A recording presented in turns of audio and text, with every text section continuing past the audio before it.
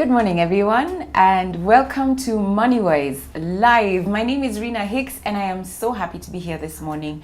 I'm grateful to be alive and well, and I am so happy to have you on the show. Today is the 23rd of October 2020, and we are ready and excited to have an amazing guest on the show. Before we get there, I just want to give some context. This year has been, really good for some and really tough for others. I was looking at some statistics and they show that 1.7 million Kenyans lost jobs during the COVID-19 lockdown period, from about March to July or thereabouts, when we couldn't move around, couldn't go to our offices and were mainly working from home. In Kenya, earlier this year, we had about just over 17 million Kenyans employed. And right now, that number has dropped down to about 15 million. So we've got about 1.7 to 2 million people who've lost work that they had before. And others who are working for less time, less pay. It's just been a very, very tough season. And, during the season, I guess I've also been doing a bit of soul searching and trying to find out, how are people surviving? What are guys doing? And what's going on? And then I encountered this human being who is just absolutely amazing. She is called Wangari Kuria, and Wangari is the farmer on fire, but she wasn't always a farmer. Wangari was in the corporate world doing amazing things, and I won't even get into it so I don't spoil. Wangari is here this morning. She's come all the way from Kitengela to tell us her beautiful, amazing, empowering, encouraging story of how she lost her job and today she's doing something else. And so I will not even continue. I'll get right to it. Thank you so much for joining us, Wangari. Thank you so much, Rina, for having me, and such an amazing intro. You are really good at this, so thank you so much. Thank you for coming. Yes.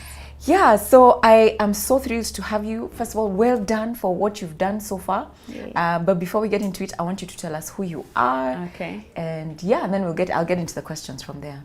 So Wangari Kuria is a farmer. That's the first thing. Then she's a teacher. She's passionate about sharing knowledge. Like, I feel like the things I know have been put in me by God for me to serve others as the way they are serving me. If I had money in my pocket, I wouldn't be able to do much until someone else is offering me a product in exchange. So I feel I have a responsibility to share what I know on the farming front.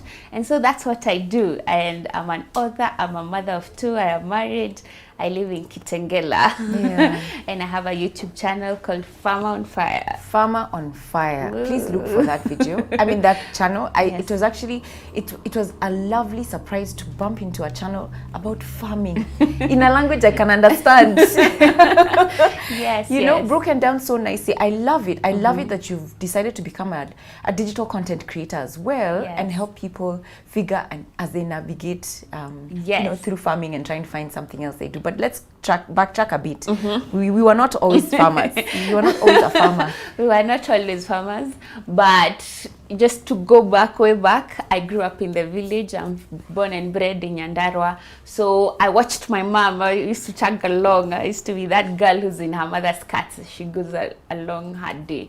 And my mom was a housewife and a part-time farmer. Okay. So I think I grew up in that surrounding, but I never thought of it as money making for me because I never saw my mom go to the market and sell. It was for our family consumption, for relas when they come, they carry and stuff like that. So yeah, but push it way after high school, I tell my dad, hey, Niaje, I want to go to Nairobi for Kole. What's up? Then he's like, yeah, why not?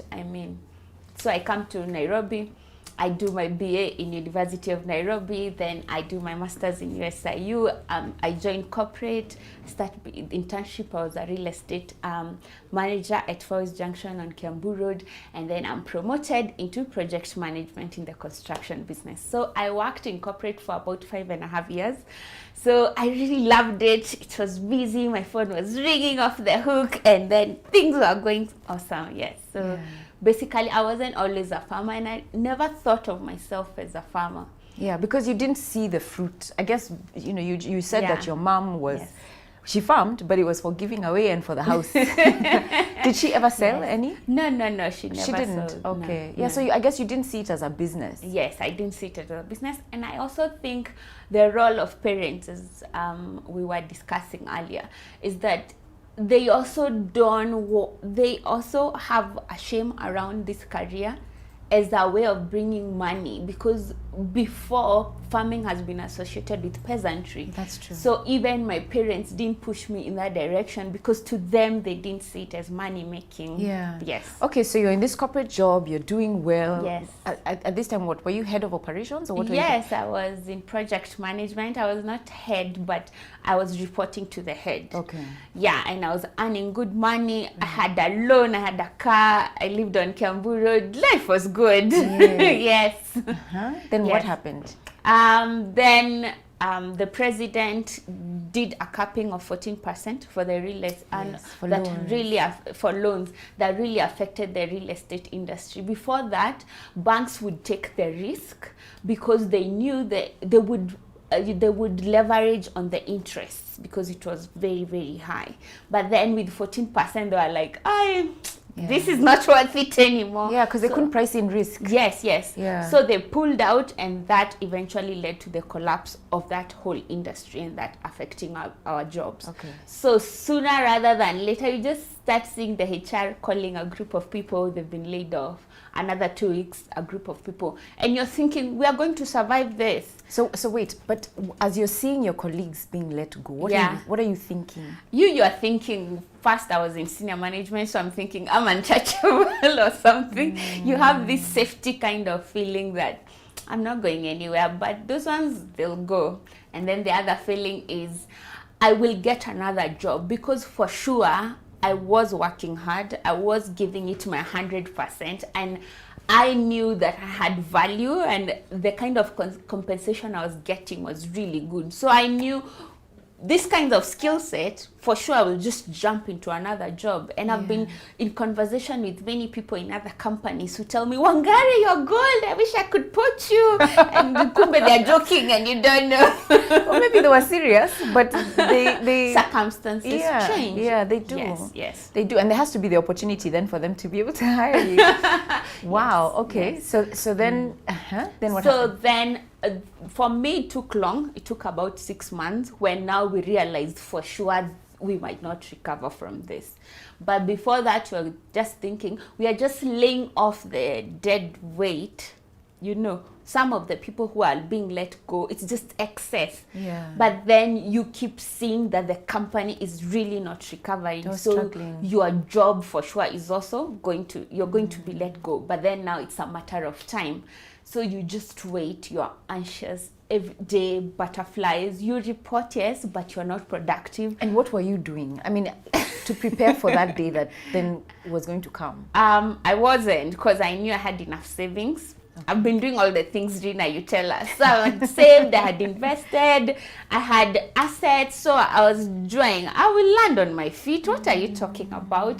I have been to school. I have the cushions, and I really didn't think of it, because I thought, even during that time, you start to applying for the new jobs.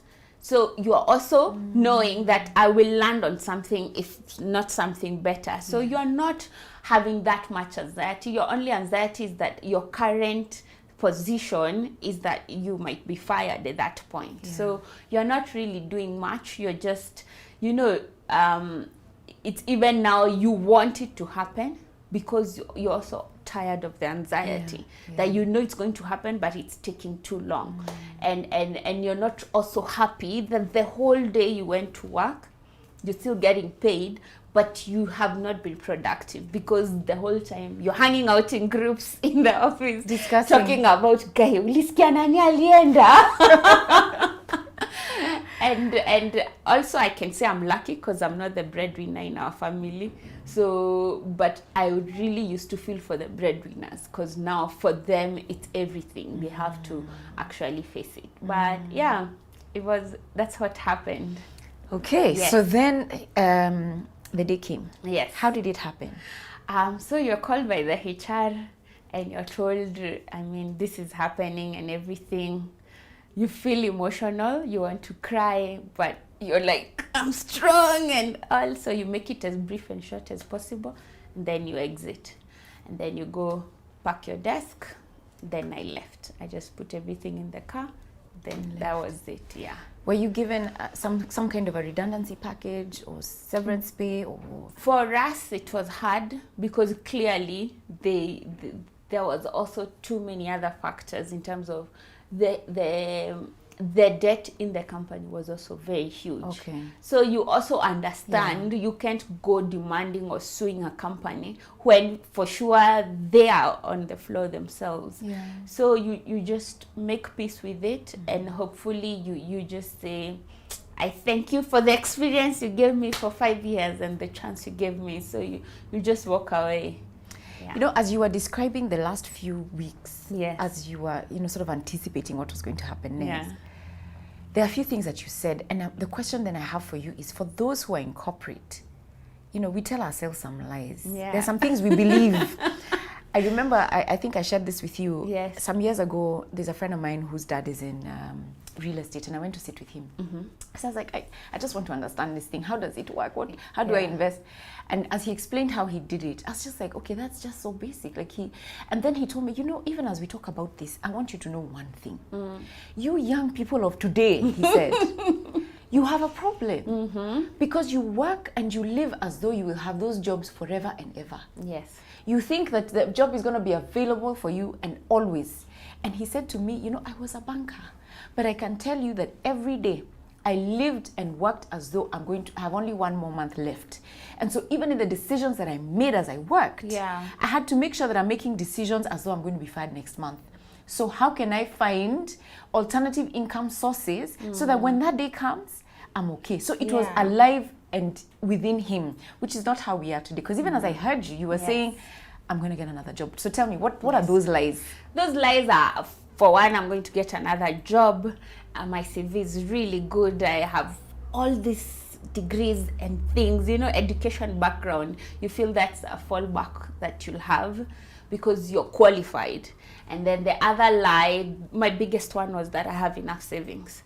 But if there is no money coming in, no matter, even if you have 10 million, it will deplete. Yeah. If you have even some renters that are bringing you 10,000 shillings, it's better than having nothing, because money coming in should be valued more than anything else. Don't think of just savings as just, that didn't last for me because I rushed into some sort of investment, which we're going to talk about. But that's one of the lies, that your savings will hold you. No, that's not a backup plan. That's just an emergency fund, which depletes quite fast. And I thought, I have enough savings, I'll be good. So, and then the other lie is friends, I'm well networked, that kind of thing. Yeah. And also the lie goes deeper in terms of identity. You don't want to be real with yourself. You can't be yourself without this title. So it's also very, very, very on a deeper level. It's not just a lie. It's just like, it goes deep into, do you want to face yourself if you're not this person? And so you can't even get frank with yourself and have that conversation yet, because no, there is no such thing that is going to happen. Yeah. So that's a deep one, because you're saying that you identify yourself with what you do. Yes. When you go for cocktails and evening meetings and you're like, oh, so who are you? You probably say, I'm Wangari and blah, blah, blah, blah, blah. And nowadays when I go to functions, well, not before the Farm on Fair was born, I'd be like, yes, I'm Wangari. And what do you do? I'm currently in between, for that one moment, you feel shame come over you because you are tied to the title. Yes. Okay, so then what did you do next? I mean, so the job has gone. Yes. You have your savings. You're still sort of kind of confident because you're like, I have savings. So I did a chain of interviews. Right. But then, as luck would have it or not have it, I got pregnant with my second daughter. Okay. So that really also pulled down my energy in terms of movement and just, you know how it goes. It can be a bit tricky adjusting, and then you have all these hormones going on. Yeah. And then, so I would say that was a limiting factor for me. And then now the loss of identity Yeah. made me lose my kind of confidence, because now when I would go for interviews, I would not bring out my true self because I was too desperate and holding on that I hope they give me this job. And somehow the way energies work, you need just to let go and let God. But I didn't know that. So I was just like, I need to do everything, and I would just overdo, which would end up compromising the chance of getting the new job. So, Yeah, because even when you go and you're talking to this person who's interviewing you, yeah. you lack passion, and you're Yes. generally a very energetic person, you know. Yes, yes. Yeah, so that's not there. Yeah, the energy You're is not even there. flowing because you're incoherent, and you have stress, and that affects how the vibe, because most interviewers look for the vibe, because in Kenya a lot of people are qualified anyway, so you're also looking for that rapport and culture and stuff like that you know this will be a good mesh for the position. But I'm here trying, and you just feel there's a blockage, and yeah, I think that's real too. So then you couldn't get a job, Yes, and you went home. I went home. The baby came, or what Yes. happened? Yeah.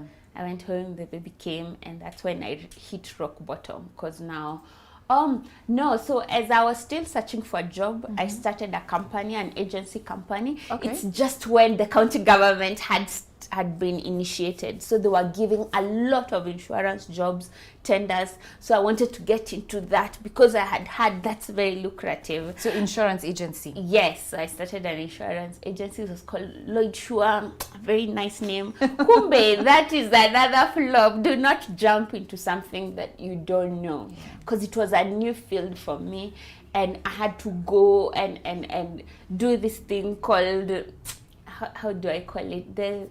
Where you lobbying and things like that, which was not kind of something that I had grown. I had done most of the project management. That was where my strengths were. Okay. But now I have to go and look for people and push for business. It was different, so that didn't go well, and eventually I abandoned it because I was also not passionate in it. Insurance selling is not easy. It's not. Yeah, so I abandoned it, and then now that's when things went south, because I would just stay home all day, do nothing, just mourn my life, and just be in this funk that I can't even explain.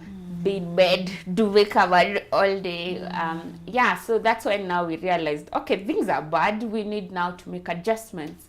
So we moved from Kiambu Road Okay. to Kitengela, where we had started doing construction. Luckily, my husband had bought a plot there long time ago. So we had been building pole pole, but we were like, not in a hurry. But now it was real. Now we had to finish up, patch up some things, and just move in, because rent was becoming a problem. And even when people talk about spouses and having two jobs, when one loses the job, that's when now you see it is good to have dual income in a family, because the other person at least gets to carry some of the weight. Yeah. Compared to if you were just one spouse who's doing everything, then if they lose their job, then the whole family is compromised. So for me, even though I wasn't a breadwinner, we really felt it like, whoa, there's a shift. We need to adapt. We need to adapt quickly. So we moved there. There are no curtains, patching up, just, things, you just sweep the house and you hope the kids are okay, they're safe. Yeah, so we had to move there. I had to sell my car because I wasn't using it anyway. Yeah. So we realized, instead of it depreciating in the parking lot, let's just dispose Sell it. Yes. And then also there was a loan as well, you had mentioned. There was the loan. I had gotten a huge loan, which I had invested very well. I'm happy. People who are in employment should at least take loans, because at least they are without collateral. Yeah, so that's one thing I think people... What did you do with the loan that you had taken? I bought a property in Pipeline, and now we are doing apartments, so at least that's going okay. Okay. Yes, so, but I wouldn't have gone into a loan kind of system because I didn't believe in loans. Luckily, I had a mentor who just guided me and held my hand and told me, Wangari, we are doing this. And for me, I was fearful, and I was like, that's such a big loan. But he told me, no, but this is like, 60% of your income, you still will have 40%. You'll be okay. Yeah. And so also the importance of having mentors, people who push you beyond your limits, because you feel, my dad told me loans are a bad idea. I saw my neighbors being auctioned when I was a child, and that damages and determines the kind of financial decisions you make in the future. Yeah. But then if you get someone who will hold your hand in terms of making better decisions, so that's what worked for me. Yeah. Yes. I want you to pause there for a second, and we'll come back to that and the other adjustments that you made. Yes. There are a few comments on YouTube and on Facebook. So there's Sakwa Wangara, I don't know if you know them, says, YouTube farmer on fire. Good to see My you. peoples. And then there's Mwesiga Samson. He says, what a good topic for the day. And then Maurice is watching on Facebook. He says, very encouraging. I left a 6-figure income job after being headhunted, and COVID came and everything went to hell. Yes. Sorry to hear that, Maurice. He says, I'm now picking up the pieces, most. This is a good follow-up from the previous one with Team Jew. Good stuff. So, Maurice, I hope this is going to be an encouragement for you, because this child right here, she's amazing. So I pray that you'll be encouraged and that you'll be able to come to something else as soon as this is done. And then Resi says, great topic. I ate into my savings too fast and started tamaking with my good papers. You see what you were saying? The lies we tell ourselves. Yes. She has a CPA and an MBA. Whoa. Those are fantastic papers, yes, right? Yes. It's never easy after job loss, and it's so true. Never, ever easy. And then on YouTube, Thomas says, today's episode is interesting since my wife and I practice farming part-time. Wow. So you have to talk to farmers as well, Yes, and give yes. us some tips. I'll become a farmer today. Today, the seeds are being sown. I'm telling you, I will definitely check the channel to learn more. I have seen something on mushrooms. Yes, you do mushrooms. Yes. And he says, I love mushrooms. And then Declan Otaro on YouTube says, real talk from Wangari on employment. Thank you, Declan. And then Thomas again says, there's a question. He says, the MoneyWise channel is about financial literacy. 1, how do you apply this in your daily farming? And then 2, how would you advise one to focus just on one agricultural product or diverse? We'll get into that. Okay. For now, we're just covering the story to find out what are the things that she did, and then we'll get into another MoneyWise segment. Yes. Right? So let's just go Wow, back. there's a lot of comments. Yes. There's a lot of engagement. I love that. Yeah. So I wanted to go back to, okay, so you had the loan. The loan was helpful because you made a good decision with a loan. Yes. You invested, and now that property is going to bring in an income for you. Yes. Now, what are the adjustments besides, selling your car, taking on the loan, deciding to move? Yes. What other adjustments did you make? And Because then, I guess of course, there's also lifestyle. okay. I should mention the other thing about the investment. At some point, it was the only thing I could hold on to show for my work for 5 years. Do you understand how bad that is? I couldn't get my severance. Okay. My savings had gone. Okay. When I was that down, the only string that kept my hope alive at that point was that I could say I made one right decision, because that's what happens. Lifestyle takes over. You're spending. Yeah. And the thing about investments, you will still spend, you will still live your luxurious life, you'll still party as much, but at least some of it you're keeping it away. So, because people think I will compromise my party's time and I won't have time, money to go to the club. You'll still have money for that. But somehow, if you invest, at least if everything goes south, you will have that one thing to say. I made one good decision. I yeah, hear you. Yeah, because I didn't have my severance and all. Yeah. Yes. Were you on a pension at all? No. Okay. Yeah. So now you have this investment, but then besides financial, there were other adjustments that you had to make. So lifestyle.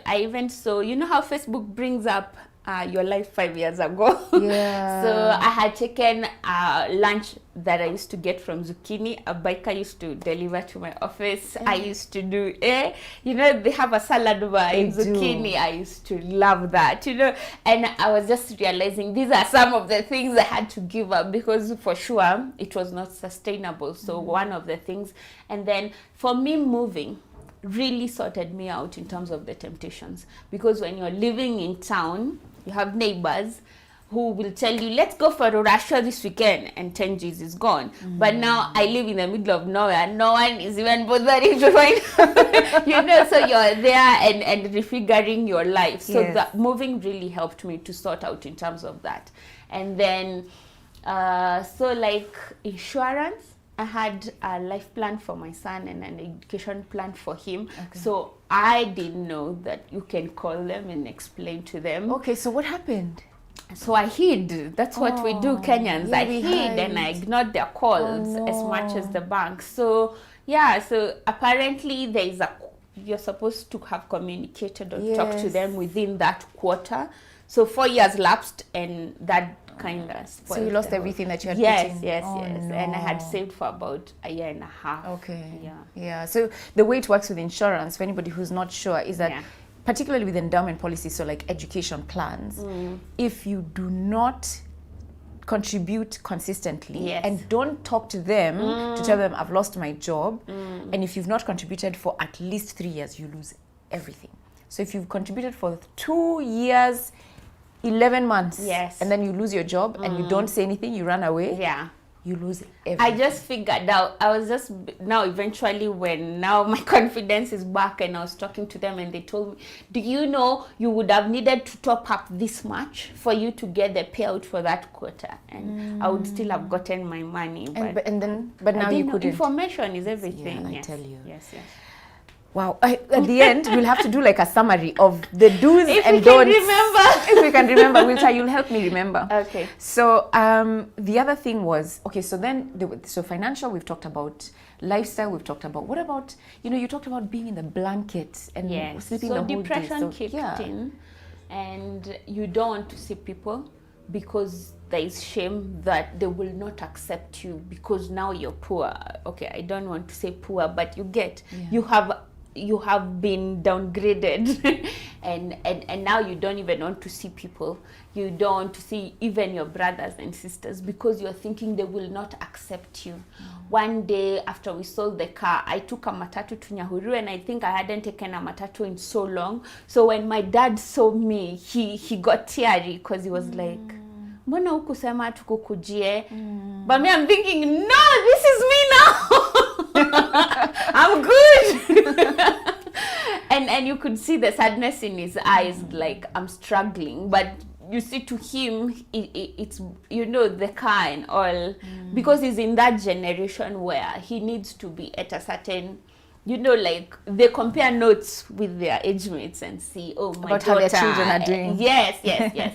So for him, he kind of felt sad for me, but then I assured him that I'm fine. The most important thing in a human being is food, clothing, and shelter. when you just focus on that first and build on that.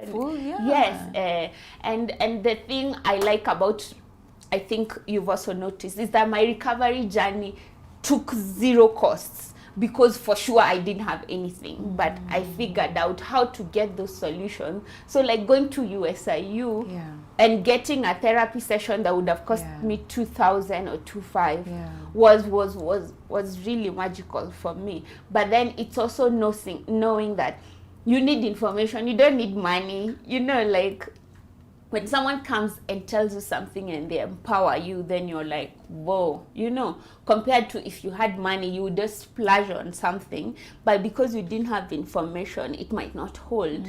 So you would rather have information than have money, which is what I did. That's yes. interesting. Yes. Wow. Okay. So now you kind of have gotten to the stage where you are ready to kind of plug back in. Yeah. But you still don't have a job, and you want to work. So what then did you do next? So then, so I'm at home, I'm bored, I have all these qualifications, there's nothing I'm doing, I'm just with my babies. So I joined church. I started volunteering in church. Yeah. I helped with the kids ministry. I would get them sponsorships. So we would have kids come every holiday. So I'll just call up company, hi, my name is Wangari, and I'm wondering if you can give our kids ice cream for this upcoming. And they'll be like, yeah, like companies would be like, yeah, for God and Nini, and you guys are doing a good thing, why not? So they would be like, we'll bring a truck. And I would call noodles, can you give us lunch for a day? So that's what I did for them, which kind of now really boosted my self-esteem. Yeah. I feel like even if I had money, I would have taken a different path compared to building, you know, like when you build from in out, you're stronger than if money was just patched onto my life back. I say retrenchment was the best thing that happened to me, because now I live a conscious way. Before that, I was just a robot. You do this, you go to school, then you get a job, then, you know, you're not present. Yeah. Am I making sense? Yeah, you're not intentional. Yes. And you know, you're now living out from a place of passion. Yes. From a place of knowing your Purpose. identity, Yes. your destiny, what you want to do. Yeah. And then you're helping other people, so that's also feeding into your confidence. Yes. And your joy. So I get Yeah. it. I Yeah. completely do. Fantastic. Yes. So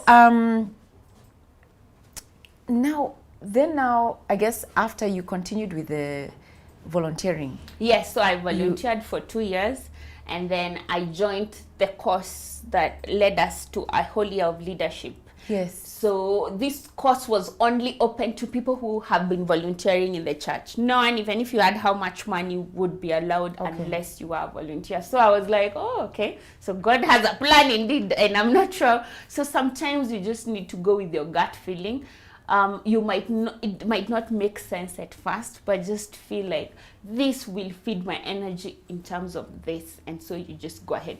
So yeah, so I ended up in the leadership bootcamp. That's where now I started growing into myself, because it was not a theory class. It was very much internal work and figuring out why are you here, and there are no errors with God. So whatever path you've gone through, your pain points are indeed supposed to be there. Because I was talking with my friend the other day, and he's like, we need to pray for Corona. And then I mentioned to her, but you do know Corona didn't get God off guard. Like, this is all intention. This is his master plan. There are no errors with God. And so now you start accepting that it is okay.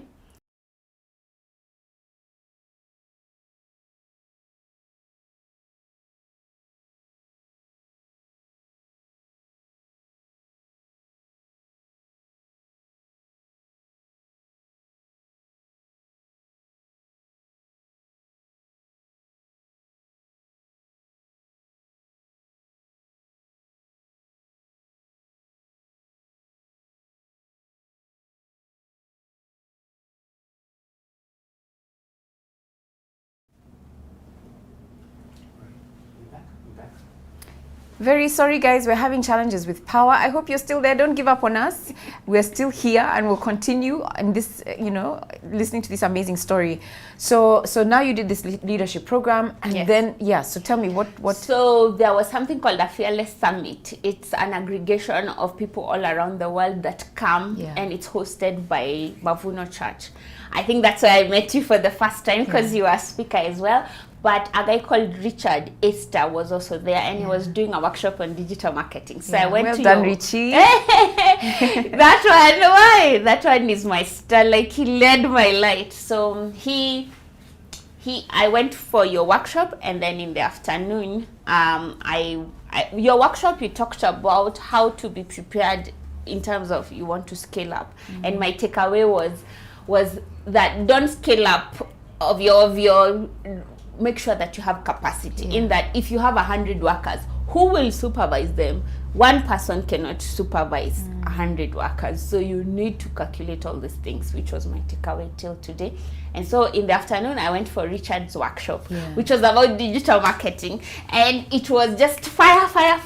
But he said, the challenge is that someone should start a YouTube channel. When we come next year, I would like to see at least one of you. And so I was like, I caught that challenge. And that day I went and shot my first The same day? Yes, you can see my tag for Fearless on my video. Well done.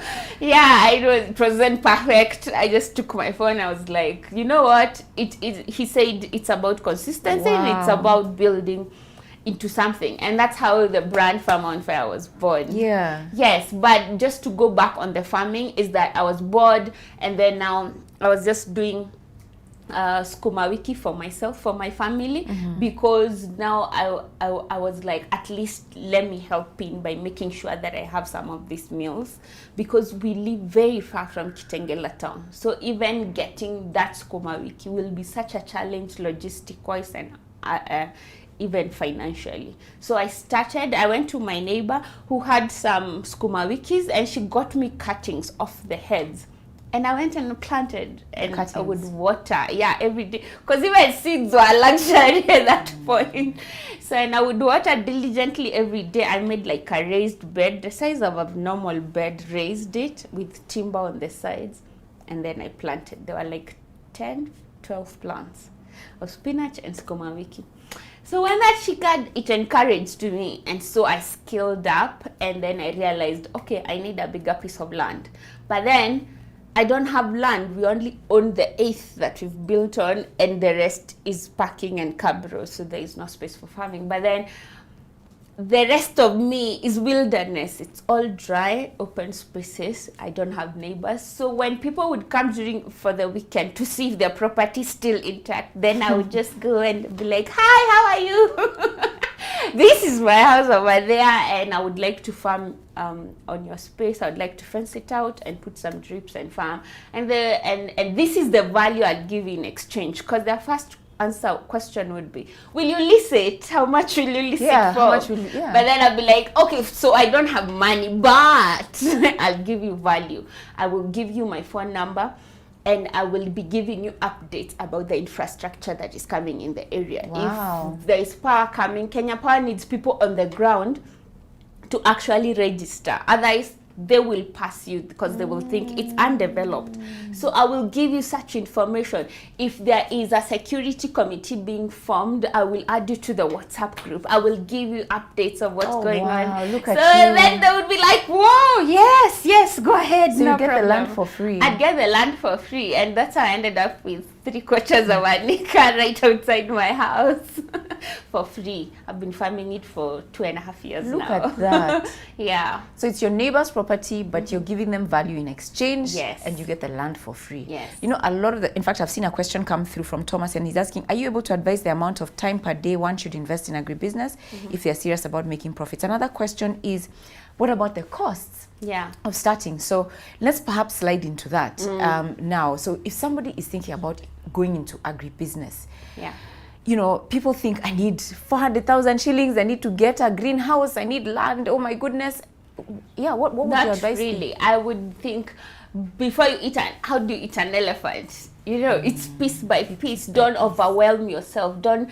The most important thing I would say, invest in information. If you hear there is a training going on and they're charging 2Gs, why not show up, get to know, and then also get the contacts of the people who showed up and get now to network from their experiences as well. Don't jump into getting a loan or getting finances and throwing them into infrastructure. So sorry, let's just backtrack a bit. You said if you hear of a course or a training, yes. how do you hear of them? Social media, they're all over the place. Go to the tab of events. Facebook is very good. They're just flowing. Follow Farm on Fire. I have events coming on follow companies. So like Chemchick, these pesticide companies, chicken companies, animal, Madawa companies.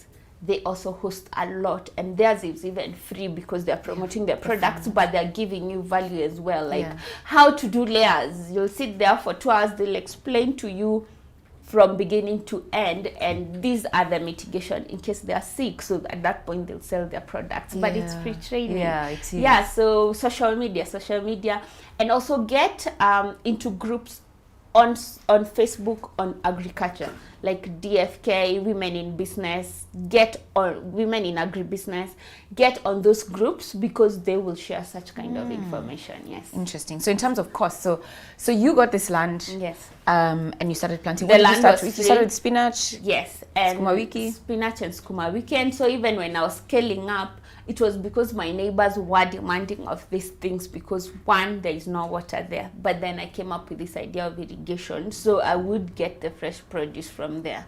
And it was affordable because I was selling per kilo compared to when they go to the Soko. One, it's not fresh because it's coming because Kajiado, it's coming from far, and then they are not sure of how it's produced. Right. And then number 3 is that it's more expensive because they're selling per bunch compared to me, I'm selling per kilo. So they would prefer mine. So even when I scaled up, I went into bogas and kienyeji bogas. How did you find market?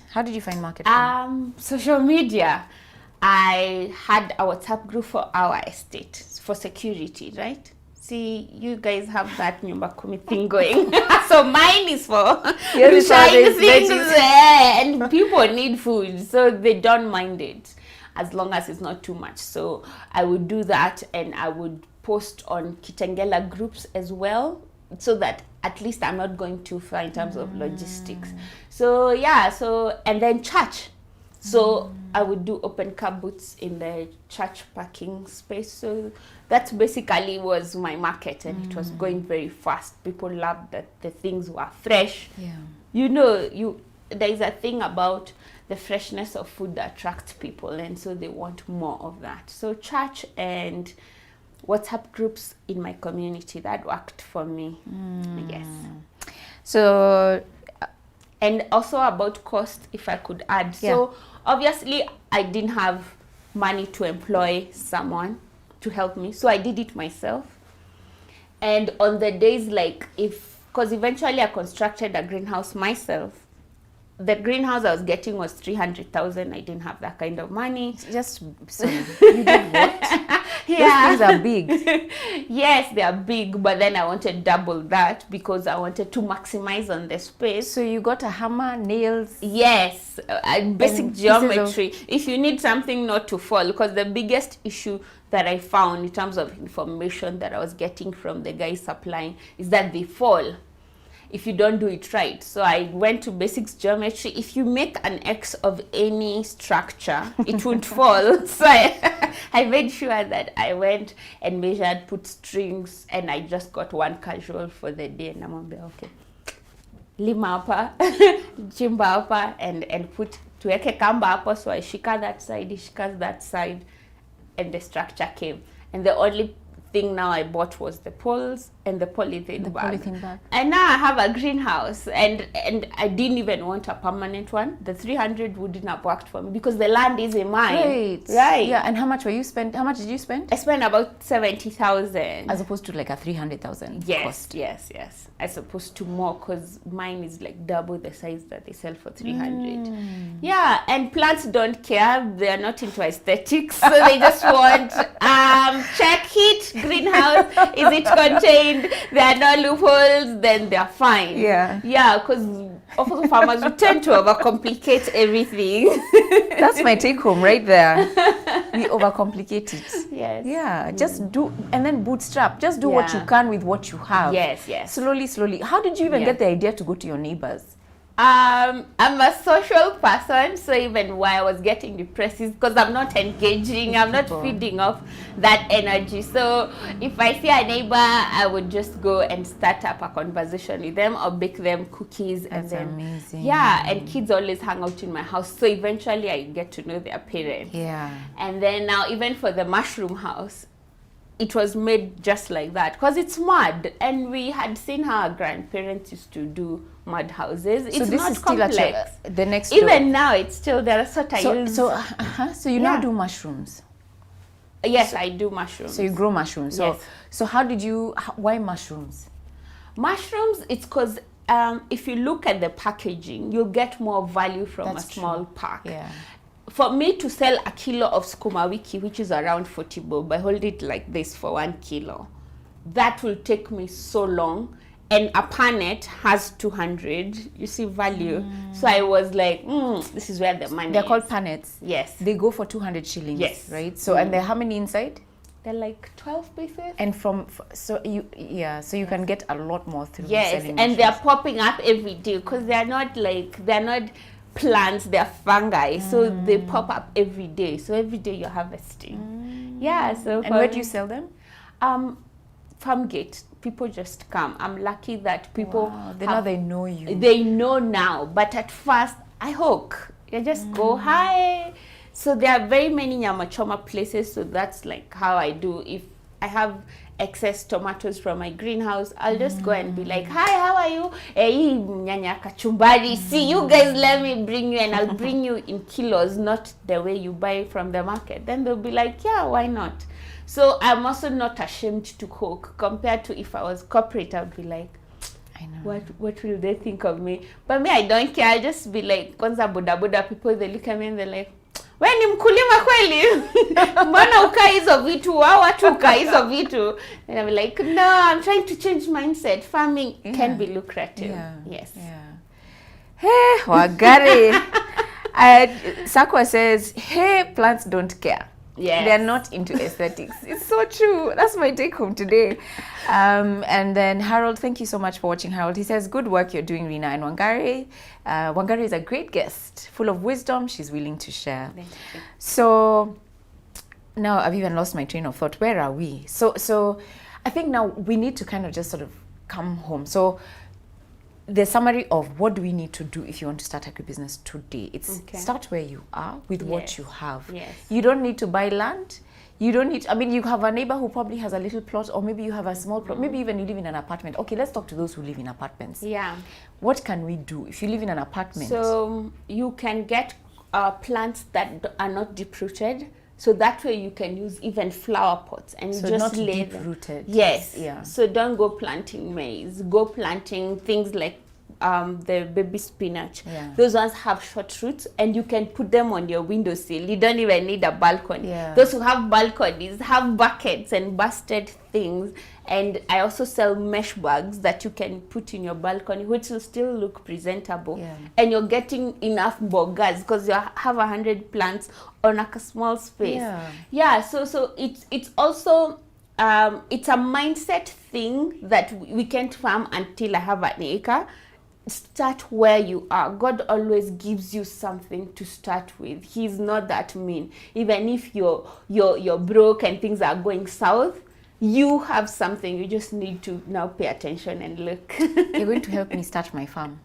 Yes. After this, we are going to my house to help me start my kitchen garden. Yes. So I think I want to help us now to sort of just summarize what we've discussed. Yeah. And, you know, sometimes, you know, you can listen to something. I remember the other day I was watching a video on selling and on pricing. And I was like, this is such good information. But then, okay, so then when it ended, I was like, okay, what does this mean? What do I need to do? And the summary was provided. And I was like, yeah, this is awesome. So I want to do that right now. Okay. Maria from watching on YouTube says, Wangari, keep it up. I'm a new farmer and I've been trained in oyster mushroom farming at your place. Yeah, she says it's amazing to hear the story behind the story and also saw on the ground what you've done. So well done. You're already doing so much and impacting so many people. Thank you for sharing, Maria. So allow me to then now summarize what you need to do, what you don't do. So I think when you lose your job, I think from what I heard you say is the first thing is, you know, I think seek peace. But this is my take home, right? So me, I'd say pray and seek peace, because if you didn't have peace, like, you know, you talked about the way that you went looking for a job and you could not get a job because you were not yourself, you were feeling you know, had a low self-esteem, you are not at peace. So when you seek peace and you find peace, then you can even think, you can figure out that you can talk to your neighbor and get a space there for free and give them different value that you can actually offer. Inspire yourself. You know, you inspired yourself, you remained hopeful, and you sought counseling as well. You know, you sought help and you got it for free. Look at that. How did you even remember that they offer free counseling at USIU for alumni? That's just amazing. Yeah, so seek help, seek counseling, because through that, then you're able to, you know, find healing. You become grounded and you can then now rise up from there. And then build relationships with financiers. You know, what we do is when you have a loan and you lose your income, you hide. Stop taking calls. You stop taking phone calls. You stop, you know, I mean, it becomes ridiculous. A harassment game. Exactly. And yet, I remember when I first heard your story, you said that you actually had insurance that could have helped you for 9 months. An insurance policy that could have paid your premiums for you. But you didn't actually. I didn't know. No. And I didn't read the fine print, and I didn't have relationships with my banker. But if you had talked to your bankers and told them, listen guys, I'm in such a bind, I've been retrenched, I don't know what to do, then I've said, by the way, did you know? And you can help, we can help you, we can restructure your loan and help you in this way. So I mean, that's just please guys, talk to your financials, whoever those financials are, whether it's an individual, a company, a SACCO, talk to them, a bank, talk to them, because you'll find out there's always a way out. Because put yourself in their shoes, they're thinking you're running away. Yes, they are. And then also you talked about insurance policies that you had. You had an education policy for your son. And the thing is here, also talk to your insurance companies. Did you know, by the way, that you can actually talk to your insurance companies? They can give you a payment holiday. They can restructure your policy. You know, there's also insurance that you can, that perhaps already exists, that can pay that policy for you for a period of time. And you can get your money out during this quarter. Yes, because as you build, then there's times that you can get payouts that can help you. So these are do's. We're talking about do's as a summary when you have lost your job. Then stay in community. Because you actually said it yourself, you're a people person and people help you. When you stay in community, they can give you opportunities, they can give you ideas, they spark you. How you stayed in community is you served in church. You served in church, and it was through serving in church that you're able to then plug into this Fearless Summit. You said Fearless Summit or Institute. I don't know, you did the Fearless Institute that then enabled you to find who you are, your identity and your passion.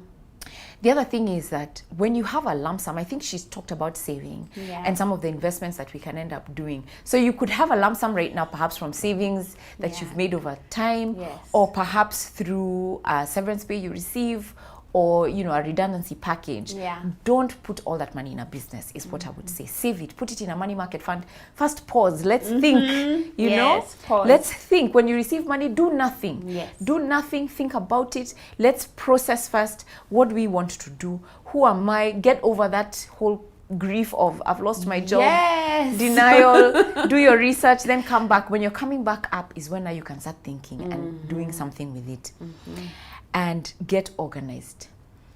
Find out what do I have? Yes. Because that's what you did. The adjustments that you made were based on understanding, what do I have? Who do I owe? What am I spending? And you're like, I can't continue to spend.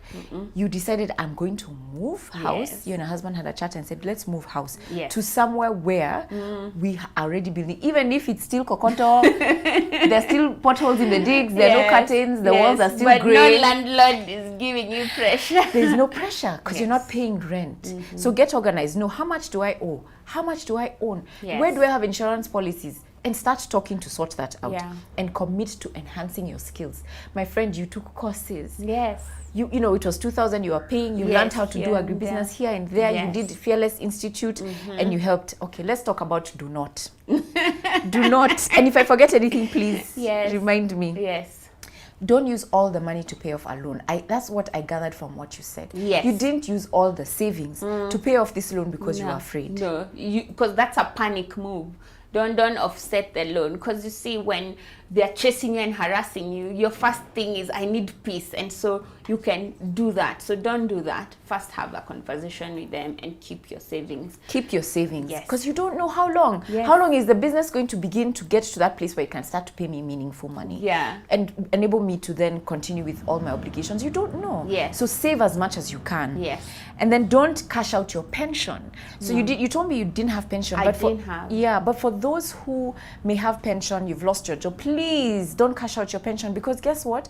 When you are 65 and you need that pension, what are you going to do if you've already cashed it out? And you don't have the energy to start farming then. No. You don't have, maybe you might be unwell. And so please, guys, don't cash out pension. Let's look for any other way. As long as you're able-bodied and can function, you can find something that you can do to generate an income to feed yourself. So leave the pension alone. Don't cash it out. Another don't is, this is not the time to make major purchases. So don't make major purchases. Don't remodel that kitchen because you're depressed. Yes. Right? Or go on a shopping spree. Yes. And my friend bought a laundry machine and she wanted to start doing laundry and imported a machine worth 3 million. That was the worst decision. Lord have mercy. Yeah. 3 million shillings to start laundry as a business. Yes. Wow. And then the last one, for maybe the last three. So you know, we normally have insurance agents, and you are one of them. Yes. At some point. Insurance agents can give you pressure. Yes. For, in fact, I heard you have redundancy package. We have a policy that you can take. Yes. So don't give in to that insurance agent because of pressure. Yes. Don't make any decisions on pressure. Yes. Another don't is, I know that banks, okay, so this has now changed, but some financial institutions can give you a moratorium. My thing is, don't... What is that? First explain. Oh, I'm sorry. A moratorium... for the farmers in the house. So a moratorium is when you get an extension and a payment holiday from your loan. So you can actually get delayed. Yes. An opportunity to delay your premium payments, or not premium, but a repayment for loan. Yes. And you can get a moratorium or a period of time when you have a break from paying your loan. Okay. So sometimes they can give you 3 months. Some guys can give you 6 months. So depending on what you negotiate, I would say don't take it if you don't have to. Because you know what? Interest is still accruing. So your loan is getting more expensive over time. So if you can, and the loan still is there. So if you can avoid that, avoid it, because then the cost of the loan continues to increase. If you can find a way to continue to pay that loan, do it. If you can't completely, then the moratorium is helpful. But if you can avoid it, I'd say avoid it. I see that, because the interest still piles up. It still piles up. Yeah. It still piles up, and it eats into your money. Okay. So then lastly, don't take on more debt. If you can avoid it. And that's what you did, is you didn't take on debt to then start farming. You were like, you know what, I can sell to my neighbor, and then the other neighbor, and then let me put it in the security group to sell to these guys. Yes. So move slowly. You said you can only eat an elephant piece by piece. You can't eat the whole thing all at the same time. No. Let me go back. I think we're done with the summaries, and let me just check if there's any more comments so that we can deal with them. Okay. As we wind up. Wow. So Juliet says, Wangari, with that go-getter spirit, you're going places. She says, you are so authentic and relatable. May God bless the work of your hands. Amen. And then Jennifer says, Wangari farmer is on fire and she's so inspiring. Food security is a big one in this country and a way for many young people to participate. I am so impressed. Spread the gospel. I want to meet the girl. Sarah says she's watching on Facebook. She says, good topic, great lessons and information. On YouTube, Lucy Gashero says, Rina, I'm so encouraged by Wangari. Beautiful, beautiful insights and wisdom. Thank you, Wangari. Wanjiro Chege on Facebook says, Wangari made me take my first step. I am now doing large-scale dairy farming. Really? And I've also ventured into horticulture. Look at that. Currently doing green capsicum, green veggies, onions, and more. And more is yet to come. I also lost my job in 2014. Wow. When I was pregnant with my first child, and he's now 6 years old. Wangari, I am looking forward for future mentorship. There's no excuse of doing nothing. Opportunities are everywhere. Yes. Well done, Wangari. Thank you. Mercy on YouTube says, comment, she says, I've really enjoyed this. Thanks so much. Jennifer Jenny on Facebook says, wow, great inspiration and talented. High time we young men and women go and create employment by doing farming. Yes. Kimadi on YouTube says, that bit on the loan, ... smart. Do not be scared of loans, just learn how to manage them wisely. It's so true. A lot of us are very afraid of loans. yes. On Facebook, Sylvia is saying, I like the conversation. Felix on Facebook says, wow, this was an impressive session. Thank you, Wangari. This is amazing. I don't even know. The comments are flowing. Thank you so much, guys. This is so encouraging. So thank you so much, Wangari. I think there's a few more things I want to do. I know you're an author, and there's a tradition authors have, and we exchange books. Yes, we do. So tell me about your book for a second. Okay, so I have 5 books. 4 are ebooks. They are not physical, but next time I'll probably print some prototype. First, well done. 5 books. They're on farming, because you know when you go to get information online, you find it's foreign. It's telling you Fahrenheit and winter, and you're wondering, what am I doing? You even get bored with the book. But then this one tells you, you know, KFA, you'll find those seeds there, and when putting fertilizer, put 2 big spoons. You know, I don't have to tell you 2 ml, and you're thinking, fanyikazi wangu atalawa 2 ml. But if I say big spoons, ile ya kukula unaweka mjikombe. So that's how I ended up doing for other books. Yes. But this is my first book. It's my autobiography, my story, my pain points, and how yani God never leaves anyone behind. Yeah. Yes. Yeah. Yes. This Girl is on Fire is the title of this book. Where can people find it? So we can find it on my Facebook pages and a bookstore called Nuria. Okay. Yes, so yes, fantastic. I'll hand deliver it Well around done, the well country. done, well done. And I can't wait to read and it. it goes for 500 only. shillings. Yes. So there you go. This Girl is on Fire, Wangari Kuria. Yes. An African girl's journey towards significance. Get your copy, guys. 500 shillings. And I want to give Wangari my book. Mine is Money Wise, Yes. Create, Grow, and Preserve Wealth with anything and everything you want to know. Wangari, now you need to start investing. Yeah. Not just in farming and real estate, but in other things, financial assets. This will tell you how. So I'm very excited about this journey. Here's your copy. Thank you so much. You're most welcome. Yes. Thank you for coming. But I have more gifts. You have more gifts? There is more. So this is sorry. This is my cup. Awesome. For you to have some chai. This is Farmer a pumpkin on for fire. your dad. Oh my god. Pumpkin sauce. Fantastic. You cook it and then you put in the blender. The Very soup, good yes, stuff. I love pumpkin soup, by the way. Yes, wow. yes. This was from your farm. This is from your farm. Yes, and here Awesome. are some vegetables, kunde and danias, Oh, for wow. guys in the office. The and kunde you is to inside? share. Yes. Oh my gosh, look at all And this. then here are Thank some you. baby spinach. For me to plant. For you to plant. You You told me that you and your kids are doing a kitchen garden. Yes, we are. So, and please update us on This is Facebook. spinach. Yes, this baby. Okay, so baby spinach. Yes. Oh, I love baby spinach. Oh my gosh. And so Yes, then it's when it American. grows, and then, okay, I'm sorry, I'm so ignorant. And let me just tell you, when it comes to farming, I am so Pluck ignorant. it, So I will you pluck cut it it and I will, and you no, eat. what I mean, what I mean is it Yes. like sukuma wiki, how you Yes. just keep plucking and it keeps growing, or do I Yes. have to keep replanting? No. It keeps popping up. So it will keep, so I just keep tuning and then Yes, it will yes. keep popping up. Yes. Yay! This is so awesome. Awesome. So if people want to buy these, where can Yes. they get? Okay, so first of all, how much time do I have before they die? You have, When do I have to if you pluck them plan by? them before tomorrow evening, you're good. Before tomorrow, if I can do this So tomorrow morning. this is your weekend thing. My weekend, I have to do Yes. it today because this weekend I'm away. Okay. We'll find a way So to if do it. they want seedlings, they can go on my website, which is farmeronfire.com. Okay. And I will deliver anything. I have herbs for sale. I have so many seedlings up there. Yeah. Farmer on Fire. On And I have courses Facebook. as well. There Okay. is a yogurt making course that is coming up on 31st. There is a 21-day course online that I do to just handhold people for 3 weeks before they get their footing. Yeah. Yeah. Fantastic. Thank you for the gifts. Thank you so much for coming. I am Yes. so inspired. Farmer on Fire Arena is coming. I'm having my kitchen garden. I'm not buying spinach anymore. And you have to keep me accountable. I will send you a picture of my planted And spinach. share with everyone. Yes, so I that will. we can I keep will. you accountable. Nakuangalia.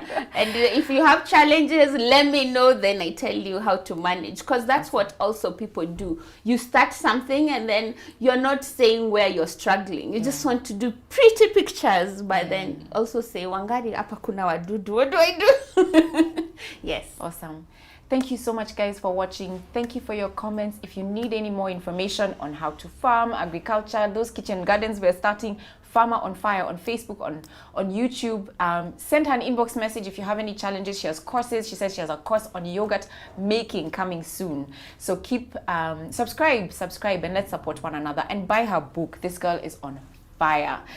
God bless you. Have a wonderful weekend, and we'll see you soon. Take care. Bye.